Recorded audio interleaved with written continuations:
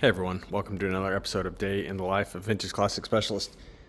So Thursday being Thursday, Rafa was not here. He does work occasionally on Thursdays, like half a day, but not this week.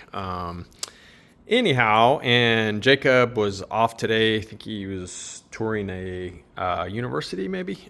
Anyway, so I had the place all to myself today, so hunkered down and got some things done. So let's see what we did here. We'll go in chronological order. So come back to this in a minute.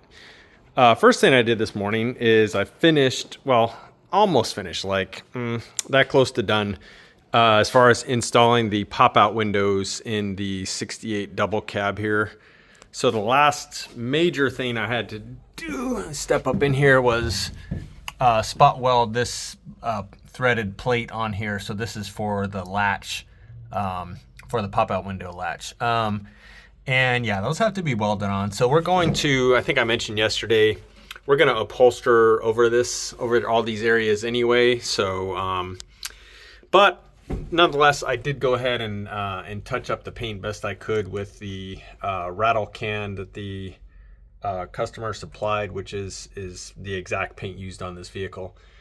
So yeah, I just didn't get around to peeling off all the stuff I had masking this area off. But yeah, that's spot welded on there. So really the only thing left to do then is to literally put on the pinch welt seal. So put this, which is the seal that runs around the body there. So put that on and then just screw the latch to the little reinforcement plate. And then those are done.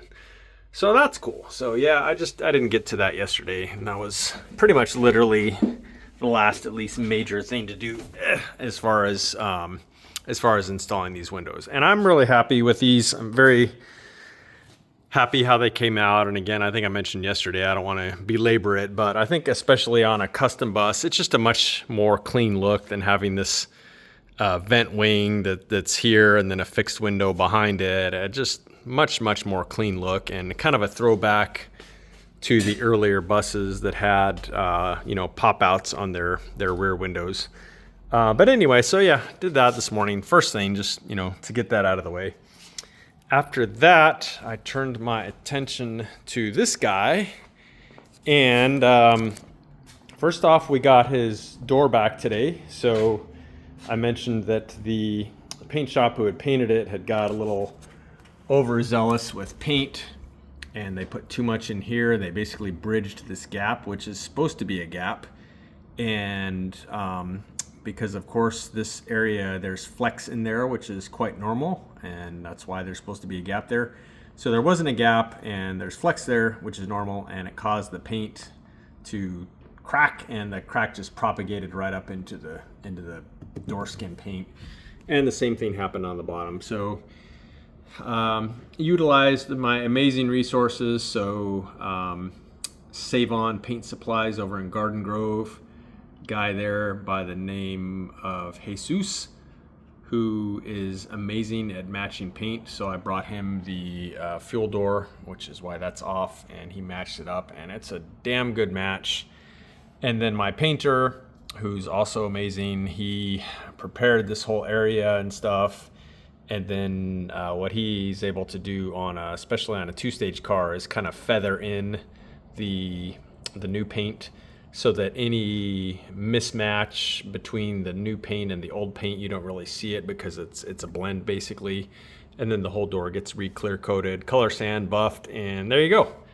Can't tell it was ever done, except now it looks good. Before it did not. So that happened, and then we went in and got this door back on. And then of course I put back on the panel, which I had to pull off because I don't remember if I mentioned this back when we were in earlier stages of putting this car together. So there's supposed to be a nut essentially welded into the door here where this mirror goes, and the nut was gone, and so we basically put a nut from the inside.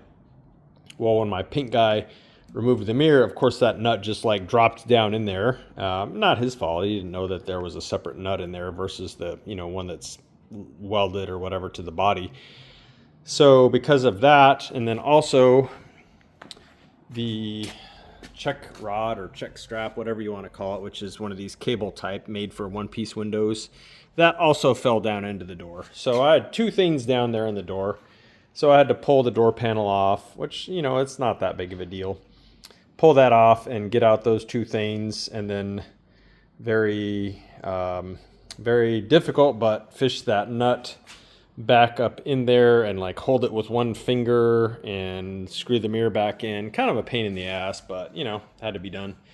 And then, you know, put the check strap back on, put the seal back on the door, put it all back together. So got that all done.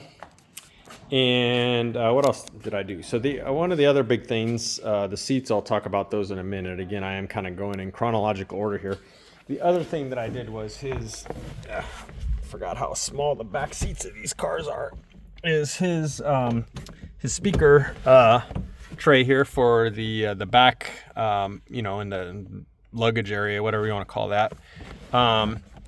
So I wanted to have it supported so that if he does tilt the seat forward, let me zoom out a little bit. That's better. So if he wants to tilt the seat forward, this thing doesn't just like fall down like that.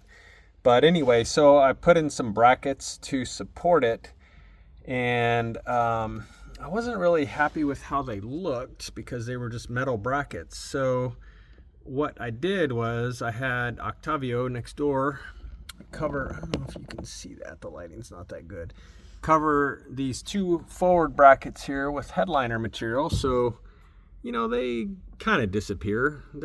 You can still see them, but they look better than if they were just, you know, zinc plated steel or whatever.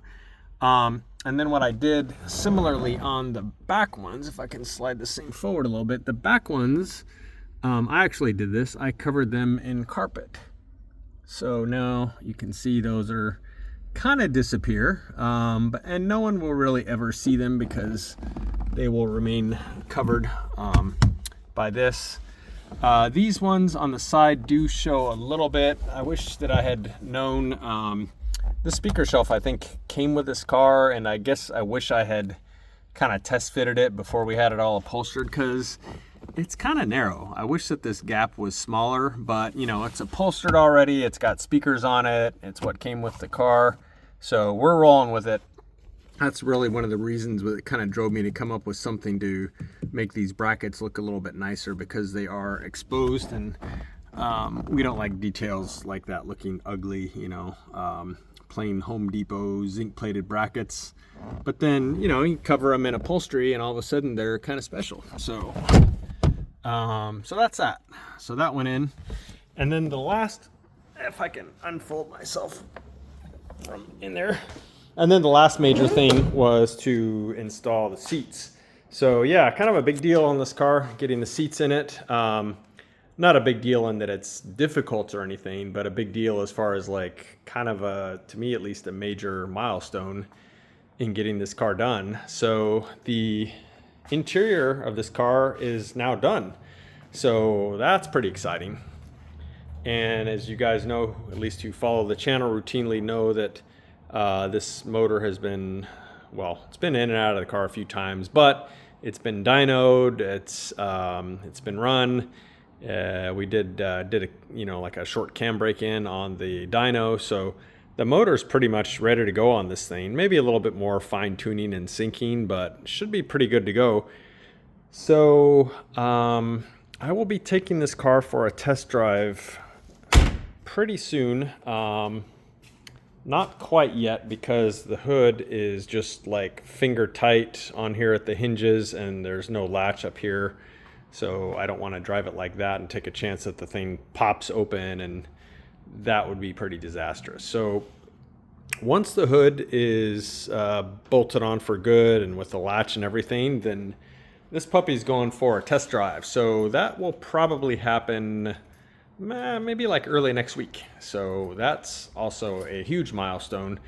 And then after that, assuming that all goes well, then, you know, other than putting this fuel lid back on and stuff, the only other major-ish thing is to put the deck lid on, which I guess we could do anytime now that the motor's, you know, basically done and not coming out again. And then this car is pretty much done. So yeah, maybe couple weeks here, hopefully at the most, and this puppy will be done.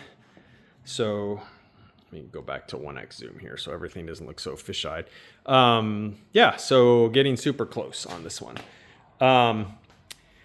So this guy, which I'm also trying to push to get done for the owner here, other than welding that little nut plate, threaded plate, whatever you want to call it, today I did work on it in that I gathered up the last few things I need before we start this thing. So went and bought a battery today. I was going to buy a starter for it, and I probably still will, but I did have a spare self-supporting starter, which is like what I guess auto sticks use. And I tested it, that works good. So that's probably going to go in here at least temporarily, and then I'll buy the car a new, brand new starter. But yeah, so battery, starter, oil filler doodad thing there, which will go on there. And I bought plenty of oil. I bought a filter. So I talked to AJ over at Low Bucket, which this is his fuel injection system on here, or not his, it's the one he makes. I talked to him today, and it looks like he and I are probably going to fire this thing up on Saturday after he closes his shop at about 3 in the afternoon. So between now and then, I need to, like I mentioned before, put the battery in it, fill this thing with oil, put the filter on it, obviously, and then put the gauge pod in it so that I have idiot lights so we can see if it's having oil pressure, if it's charging, all that good stuff. And yeah, so I will probably tomorrow, first thing is focus on getting all the I's dotted and T's crossed so that we can start this thing up on Saturday. So huge milestone for this one coming up too. So yeah, wish me luck, guys. It would be great if we can start this thing. There will be video if this actually happens, and you guys know I'm going to show it to you. So yeah, that is pretty much what happened today, other than the usual, million phone calls to different people inquiring and so on. So like I said, that's it for today, guys. So thank you for watching, and we'll see you again tomorrow. Bye.